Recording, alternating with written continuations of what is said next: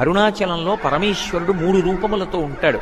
ఒకటి స్థూలలింగం, రెండవది అరుణాచలేశ్వర లింగం, మూడవది దక్షిణామూర్తి. ఇందులో స్కాంద పురాణంలో ఏం చెప్తారంటే, ఒక జీవుని యాత్ర తీసుకుంటారు.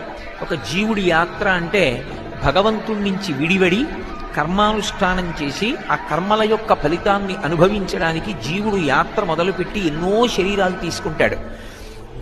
ఎన్నో శరీరాలు తీసుకున్నటువంటి జీవుడు అరుణాచలం ఎప్పుడైనా విడితే, అక్కడ అరుణాచలం పట్టణంలోకి ప్రవేశిస్తే చాలు, వెంటనే అతని జీవయాత్రకి వేరే గీత గీస్తారు.